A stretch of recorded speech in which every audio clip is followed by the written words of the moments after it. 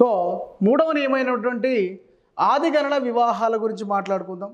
So preferential marriages అంటే ఏంది అనేది ఇక్కడ మనకు డయాగ్రామ్ ద్వారా మీకు చూపించడం జరుగుతుంది.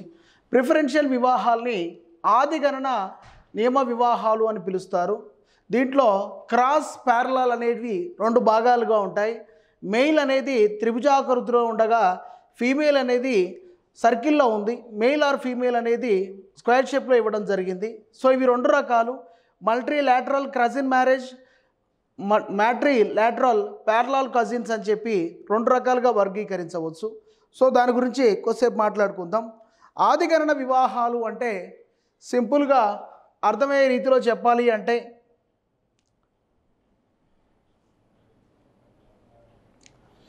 ఆదిగణన వివాహాల్లో ప్రధానమైనది మేనరిక వివాహాలు.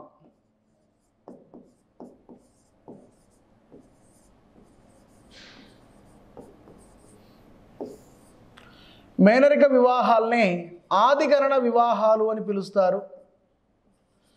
సో మేనరికం అంటే మనకు తెలుసు ఏమిటి. సో మన తల్లికి సంబంధించినటువంటి అన్న కానీ తమ్ముడు కానీ వారి యొక్క పిల్లల్ని మనం వివాహం చేయదలిస్తే మేనరిక వివాహాలు అని పిలుస్తారు. ప్రిఫరెన్షియల్ మ్యారేజెస్ అని ఇంగ్లీష్లో పిలుస్తారు. ఇవి ఒకే వర్గానికి చెందిన ఒకే రక్తానికి సమర రక్త సంబంధికుల మధ్య జరుగుతుంది కాబట్టి ఇది మూడవ నియమంగా తీసుకోవాలి. ప్రవర్తన నియమావళి, వివాహ ప్రవర్తన నియమావళి ప్రకారము సో మొదటిది రెండవది డిస్కస్ చేసాం. మూడవ నియమం ఏమిటి అంటే ఈ యొక్క వివాహ ప్రవర్తన నియమావళిలో భాగంగా మేనరిక వివాహాన్ని చేయవలసి ఉంటుంది. మేనరిక వివాహాలు అంటే సమరక్త సంబంధీకుల వివాహాలు.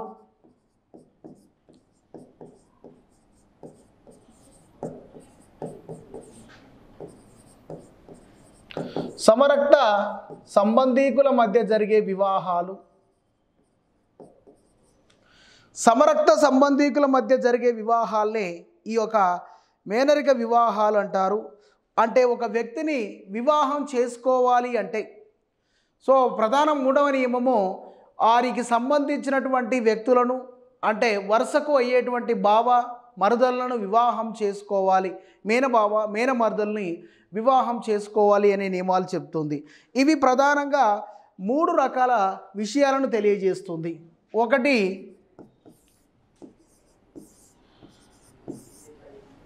ఇవి ప్రధానంగా సమరక్త సంబంధీకుల మధ్య జరిగే వివాహాలు ప్రధానంగా మూడు రకాల వివాహాలని తెలియజేస్తున్నాయి. ఒకటి సమాంతర ప్రీతీయ వివాహాలు. సమాంతర ప్రీతీయ వివాహాలు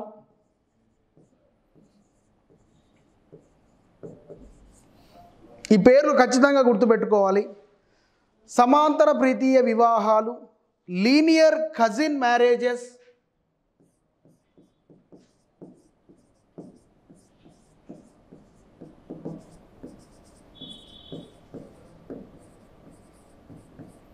సమాంతర ప్రీతీయ వివాహాలు ఇంగ్లీష్లో లీనియర్ కజిన్ మ్యారేజెస్ అంటారు. సో అదంటే ఏదో చూద్దాం. నెక్స్ట్ క్రాస్ కజిన్ మ్యారేజెస్ను ఏమంటారంటే మేనరిక వివాహాలు అంటారు. మేనరిక వివాహాలు వీటినే క్రాస్ కజిన్ మ్యారేజెస్ అంటారు. మూడవది దేవర న్యాయ వివాహాలు.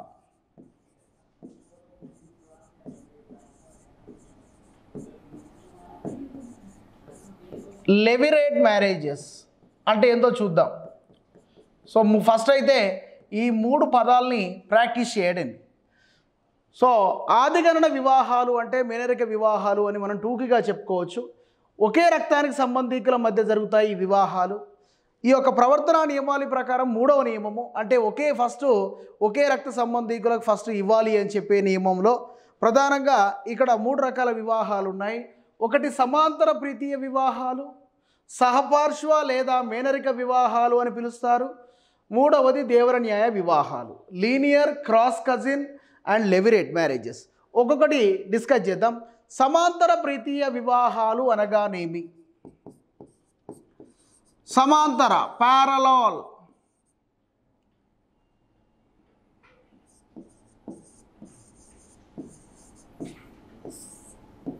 సమాంతర ప్రీతీయ వివాహాలు అనగా అన్నాదమ్ముల సంతానమైనటువంటి అక్కా చెల్లెల సంతానమైనటువంటి వారి మధ్య జరిగేటువంటి వివాహాలు.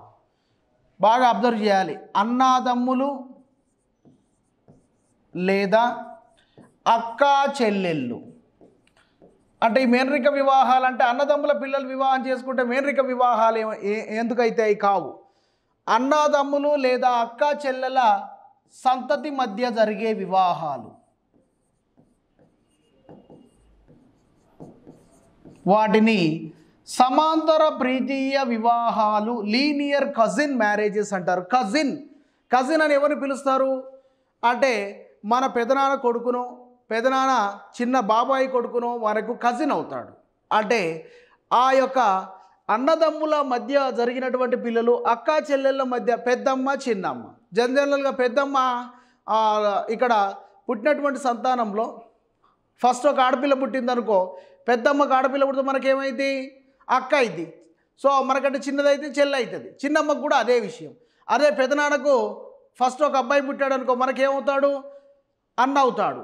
తర్వాత మన తర్వాత ఉంటే తమ్ముడు అవుతాడు. ఫస్ట్ ముందు పుడితే అక్క అవుతుంది, తర్వాత చెల్లి అవుతుంది. అదేవిధంగా బాబాయ్ పిల్లలు కూడా మనకు అక్క చెల్లెళ్ళు అవుతారు. సో ఇలా ఒకే సంతతికి చెందిన అన్నాదమ్ములు అక్కా చెల్లెళ్ళ సంతతి మధ్య జరిగే వివాహాల్ని సమాంతర ప్రీతీయ వివాహాలు అంటారు. ఇట్లా జరుగుతాయి సార్ అంటే జరుగుతాయి. దీనికి ఎగ్జాంపుల్ ఏంటి అంటే సౌదీ అరేబియాలో కానీ ఇరాకులో జరిగినటువంటి వివాహాలు, అరబ్బుల వివాహాలు కావచ్చు, ఇస్లాం మతంలో జరిగే వివాహాలు, ముస్లిం మతంలో జరిగేటువంటి వివాహాలు అనేవి ప్రధానంగా సమాంతర ప్రీతీయ వివాహాలు. అంటే పెదనాన్న కొడుకును సో చిన్నాన్న కూతురికి ఇచ్చి పెళ్లి చేయడం అనేది సమాంతర ప్రీతీయ వివాహం కిందికి చెందుతుంది. సో అరబ్బుల వివాహాలు ఇస్లాం మతంలో చాలా వరకు వివాహాలు మనం మతంలో చెప్పుకుంటాం.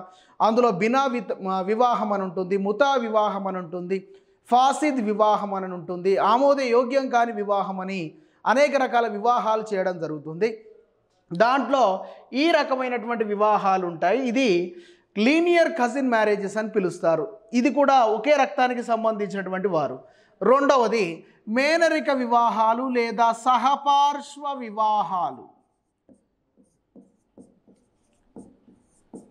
మేనరిక వివాహాలు లేదా సహపార్శ్వ వివాహాలు, క్రాస్ కజిన్ మ్యారేజెస్ అంటే మేనరికానికి సంబంధించిన వివాహాలు. మేనరిక వివాహాన్ని అంటే సోదర సోదరీమణుల మధ్య జరిగేటువంటి సోదర మరియు సోదరీమణుల సంతతి వాళ్ళ మధ్య కాదు, సంతతి మధ్య అంటే వాళ్ళకు పుట్టినటువంటి పిల్లల మధ్య జరిగే వివాహాలే మేనరిక వివాహాలు. అంటే జనరల్గా మన నాన్నకు వారి యొక్క సంతతి కాకుండా మన అమ్మకి సంతతి అంటే సొంతంగా మన తల్లికి సంబంధించినటువంటి అన్న కానీ తమ్ముడు కానీ వారి పిల్లలు మనకు మేనబావ మేనమర్దలు అవుతారు. కాబట్టి మన యొక్క లింగాన్ని బట్టి పురుషుని కాబట్టి మన మేనత్త బిడ్డ అయినటువంటి సమ్ ఎక్స్ను నాకు ఇచ్చి చేయాలి అనుకోవడం చిన్నప్పటి నుంచే జరుగుతుంది. పుట్టగానే అనుకుంటారు మనోళ్ళు, వీడికే బావొచ్చుండి పిలుపోవే అని చెప్పి ఒక రకమైనటువంటి పరిహాస సంబంధాన్ని ఇక్కడ ప్రధానంగా కనిపిస్తారు. ఇందులో ప్రధానంగా symmetric cousin marriage, asymmetric cousin marriage అని ఉంటుంది. అంటే సౌష్ఠవ మేనరికాలు, అసౌష్ఠవ మేనరికాలు. అంటే తరతరాలుగా ముందు తరం అయితే సౌష్ఠవం అంటే మనకు సంబంధించినటువంటి అమ్మ యొక్క అన్న కానీ తమ్ముడు కానీ పిల్లల్ని మనం చేసుకుంటే అది సౌష్ఠవ మేనరికాలుగాను, లేదు అంత ముందు జరిగినటువంటి తాతల జనరేషన్స్ వల్ల లేకపోతే మన తర్వాత జరిగేటువంటి జనరేషన్స్ వల్ల వరుసగా ఉండేటువంటి మేనత్త మేనమామల జరిగినటువంటి వివాహం అసౌష్ఠవ మేనరికాలు అని చెప్పి ఉంటాయి. సో ఇందులో ఏకపార్శ్వ మేనరికాలు, ద్విపార్శ్వ మేనరికాలు అనేవి ప్రధానంగా ఉంటాయి. అంటే ఎక్కువ శాతము మాతృపార్శ్వ మేనరికాలకు ఇండియాలో మేనరిక సంబంధాలు అని మాత్రమే పిలుస్తారు. పితృపార్శ్వ అనేది కాదు. అంటే పితృపార్శ్వ అంటే నాన్నకు సంబంధించినటువంటి సంతతికి తండ్రికి సంబంధించిన సంతతి హిందూ సమాజంలో వివాహాలు చెయ్యరు. మాతృపార్శ్వ మేనరికాలు అనేవి జరుగుతాయి. అంటే అమ్మకు సంబంధించినటువంటి సోదరుడు, సో చిన్న సోదరుడు కావచ్చు, పెద్ద సోదరుడు కావచ్చు, వాళ్ళకు సంబంధించినటువంటి వాటి మాతృపార్శ్వ మేనరిక వివాహాలు అనేవి జరుగుతాయి. సో ఇది కూడా ప్రధానంగా సమరక్త సంబంధికుల మధ్య జరిగే వివాహమే. నెక్స్ట్, దేవర న్యాయం అనగా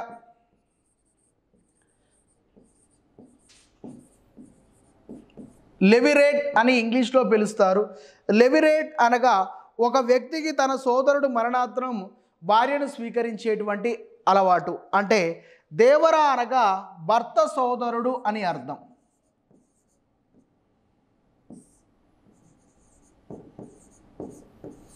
దేవర అనగా భర్త సోదరుడు అని అర్థం. దేవర అనగా భర్త సోదరుడు అని అర్థం. అంటే ఎక్కువ మొత్తంలో గిరిజన ట్రైబ్స్లో కనుక చూసుకుంటే ఒకే ఇంటికి సంబంధించినటువంటి అన్నదమ్ములు ఉంటారు. సో వాళ్ళ మధ్య ఏజ్ కూడా చాలా తక్కువ గ్యాప్ ఉంటుంది. కొంతకాలం తర్వాత వ్యవసాయ పనులు చేస్తున్నటువంటి కాలక్రమంలో యుక్త వయసు వచ్చే నాటికి అన్నకు మ్యారేజ్ అవుతుంది, తర్వాత తమ్మునికి మ్యారేజ్ అవుతుంది. సో అనేక రకాల సందర్భాల్లో అన్నదమ్ములు వ్యవసాయ పనుల్లో ఇచ్చిపుచ్చుకుంటారు. ఈ కాలక్రమంలో ఆకస్మికంగా వచ్చిన ప్రమాదాల వలనో, లేదా ప్రకృతి వైపరీత్యాల వలనో, లేదా దీర్ఘకాలిక వ్యాధుల బారిన పడడం వలనేమో అన్నో తమ్ముడో చనిపోవడం జరుగుతుంది. హిందూ సాంప్రదాయం ప్రకారం చనిపోతే ఆమెకు ఇష్టం ఉంటే వేరే వివాహం చేసుకొని వెళ్ళిపోవచ్చు, లేకపోతే అక్కడనే ఉండవచ్చు. కానీ కొన్ని ట్రైబల్ పీపుల్లో మాత్రము ఇక్కడ చనిపోయినటువంటి అన్న యొక్క భార్యను లేదా తమ్ముని యొక్క భార్యను, వారి పిల్లల్ని తమ భార్యలుగా తమ పిల్లలుగా స్వీకరించేటువంటి ఆచారం ఉంది. దాన్ని దేవర న్యాయం అంటారు. అంటే ఒక వ్యక్తికి తన సోదరుడి మరణాంతరము సోదరుని యొక్క భార్యను, సోదరుని యొక్క పిల్లల్ని తన భార్యగా లేదా తన యొక్క పిల్లలుగా స్వీకరించేటువంటి నియమమే ఇక్కడ దేవర న్యాయం. దేవర న్యాయము అనగా సొంత సోదరుడు మరణించినప్పుడు సోదరునికి సంబంధించిన భార్యను, పిల్లల్ని తమవారిగా స్వీకరించడమే దేవర న్యాయంగా ఇక్కడ మనం తీసుకోవాల్సి ఉంటుంది. సో దీంట్లో రెండు రకాలైనటువంటి విషయాలు ఉన్నాయి. ఒకటి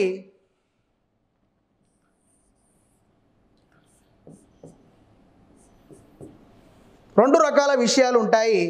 ఒకటి జ్యేష్ఠ దేవర న్యాయము, కనిష్ట దేవర న్యాయము. సీనియర్ లెవిరేట్, జ్యేష్ఠ పుత్రుడు అంటే ఎవరండి?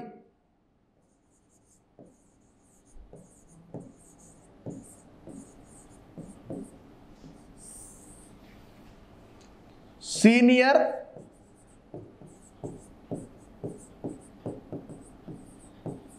మరొకరు జూనియర్. కనిష్ట దేవర న్యాయం.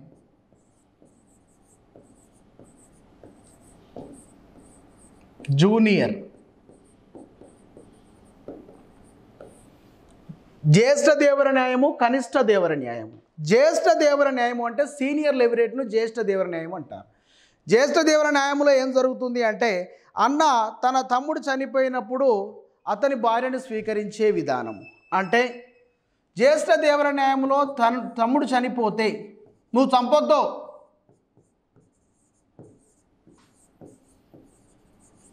తమ్ముడి భార్యను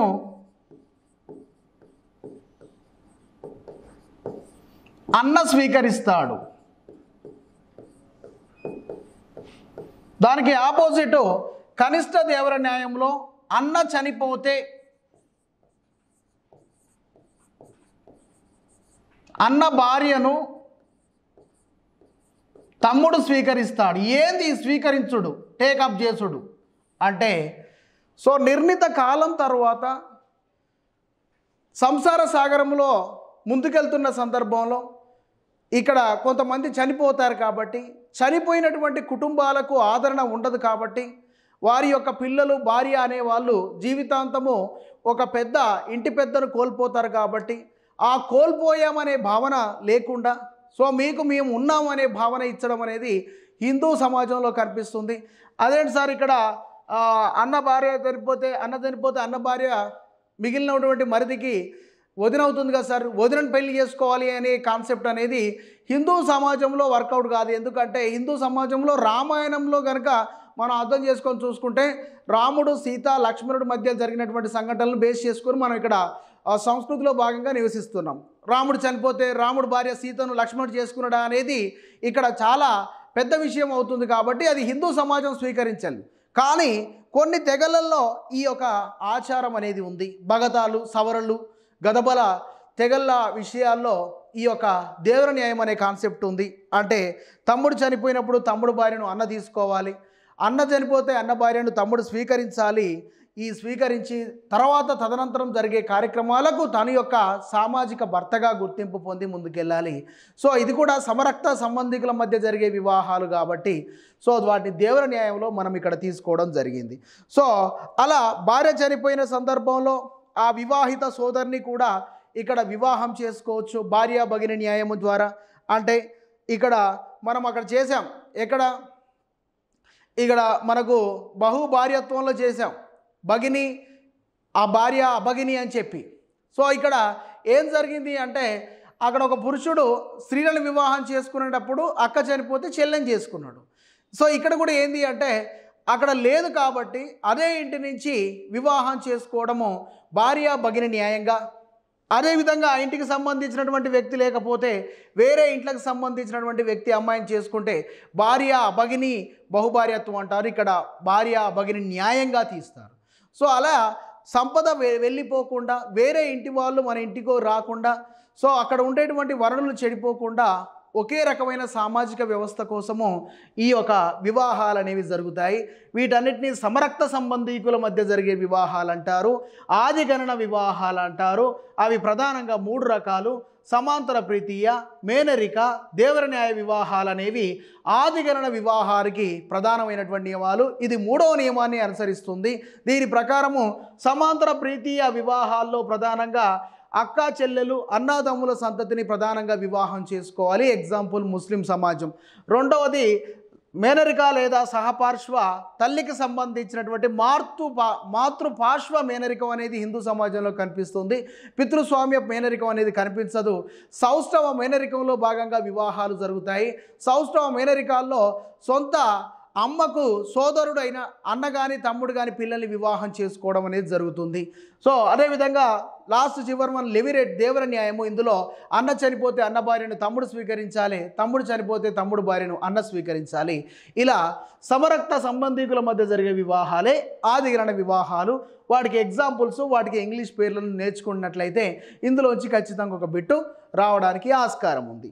సో అది గుర్తుపెట్టుకోవాలి. నెక్స్ట్, సో వివాహ నియమావళి ప్రకారము ఈ 3 రకాల వివాహాలు అనేవి మనకు ఎగ్జాంపుల్లో ఏవైనా ఎగ్జాంపుల్ అడగడం జరుగుతుంది. సో ఆగమ్య నిషేధ వివాహాల గురించి ట్యాబ్ గురించి మాట్లాడుకున్నాం. సో ప్రిఫరెన్షియల్ అంటే మామూలుగా ఇక్కడ ప్రిస్క్రిప్టివ్ రూల్స్ అనేవి ఏంటి, సాంప్రదాయ విహితంలో బహిర్వివాహాలు అంతర్వివాహాల గురించి మాట్లాడుకున్నాం. ఆదిగణన నియమాల వివాహాల గురించి కూడా మాట్లాడుకున్నాం. ముందుకెళ్దాం.